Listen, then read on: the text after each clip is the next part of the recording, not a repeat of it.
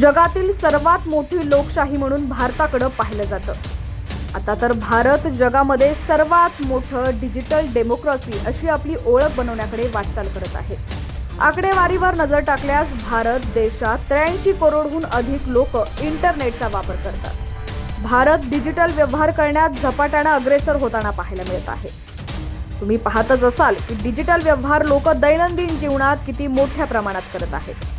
भारतात डिजिटल क्रांतीसाठी नरेंद्र मोदींच्या सरकारनं तसंच गृहमंत्री अमित शहा यांनी महत्त्वपूर्ण पावलं उचललेली आहेत। याचाच परिणाम आपण आता पाहू शकतो। 10 वर्षांपूर्वी कुणीही विचार केला नसेल की देशात एवढ्या मोठ्या प्रमाणात डिजिटल क्रांती होईल। यात डिजिटल पब्लिक इन्फ्रास्ट्रक्चर आणि नवीन स्टार्टअप यांची भूमिका मोलाची ठरलेली आहे। डिजिटलकरणामुळे लोकांना व्यवहार करणं सोपं झालंय। मात्र काही लोक या डिजिटलकरणाचा दुरुपयोग करून लोकांचं नुकसान करण्याच्या प्रयत्नात असतात। खास करून सायबर हल्ल्यापासून असे प्रयत्न होताना पाहायला मिळतात। नरेंद्र मोदी सरकार सायबर हल्ला रोखण्यासाठी प्रयत्नशील आहे। पंतप्रधान नरेंद्र मोदी आणि केंद्रीय गृहमंत्री अमित शहा यांनी सायबर हल्ल्यापासून वाचण्यासाठी मोठे निर्णय घेत आहेत। सायबर सेफ इंडिया हे सरकारकडून घेतला गेलेला सर्वात मोठा निर्णय आहे।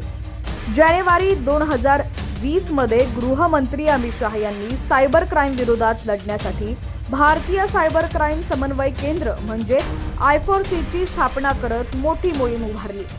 तसंच अमित शहा यांनी नॅशनल सायबर क्राईम रिपोर्टिंग पोर्टलची सुरुवात केली। याच्या माध्यमातून लोक सायबर क्राईमची रिपोर्ट करू शकतील। गृहमंत्री अमित शहा यांच्या कार्यालयानं केलेल्या दाव्यानुसार आतापर्यंत 50,000हून अधिक लोकांची या पोर्टलच्या माध्यमातून मदत केली जाते। जवळपास 4.3 लाख पीडित लोकांनी I4Cच्या मदतीनं 11.27 करोड रुपये वाचवले, जे 800% वृद्धी आहे। 2020 मध्ये जवळपास 2.57 लाख लोकांनी तक्रारी दाखल केल्या होत्या। यात 2023 पर्यंत मोठी वाढ झाल्याचं पाहायला मिळालं। 2023 मध्ये तब्बल 15.56 लाख तक्रारी आल्या।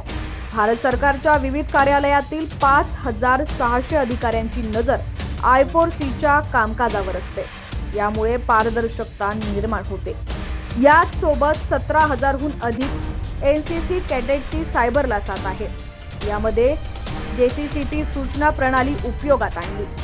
या माध्यमात 2,000हून अधिक वेबसाईट URL, 595 मोबाईल ॲप्स, आतापर्यंत 33 राज्य केंद्रशासित प्रदेशातील सायबर फॉरेन्सिकची पडताळणी करण्यासाठी खास प्रशिक्षण कार्यालय उभारण्यात आली।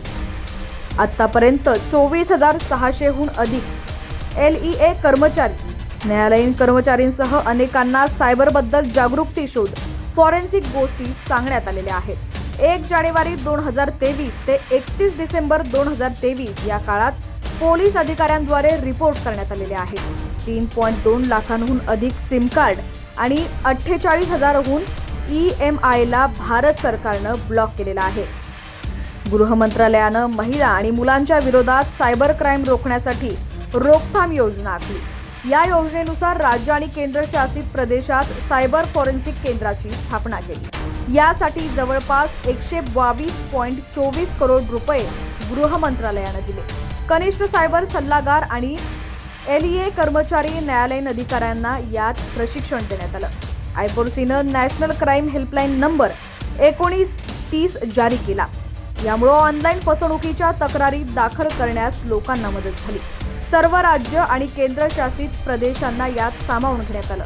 विशेष म्हणजे यात 263हून अधिक बँका, ई-कॉमर्स कंपनी आणि इतर घटकांचा यात समावेश आहे। नॅशनल हेल्पलाईन नंबर 1930 वर दररोज जवळपास 50,000 कॉल येतात। 2019 मध्ये नागरिकांना केंद्रस्थानी ठेवून national cyber crime reporting portal launch करण्यात आलं। यात जवळपास 29 लाखहून अधिक तक्रारी नोंदवण्यात आलेल्या आहेत। यात दिवसांगणिक वाढ होताना पाहायला मिळते। ऑक्टोबर महिना हा सायबर क्राईम जागरूकता महिना म्हणून साजरा केला जातो। या महिन्यात खास अभियानाचं आयोजन करण्यात येतं। यात दररोज रात्री 8:30 वाजता कुतुब मिनारवर लेझर शोच्या माध्यमातून याची जागरूकता करण्यात येते।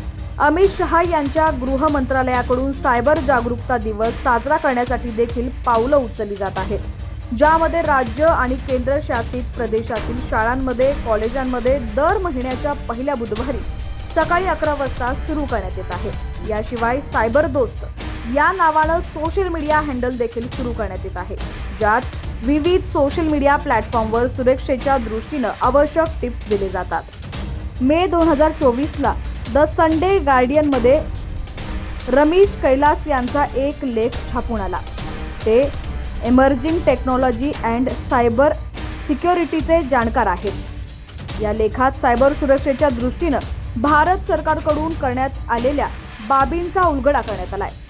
यात भारत सरकारचे हे प्रयत्न खूप महत्त्वाचे ठरतात असं म्हटलं जात आहे। जगातील टॉपच्या 3 मोठ्या अर्थव्यवस्थेच्या यादींमध्ये एंट्री करण्याच्या दृष्टीनं भारतानं टाकलेल्या पावलांपैकी हे महत्त्वाचं पाऊल आहे असंही त्यांनी यात म्हटलंय।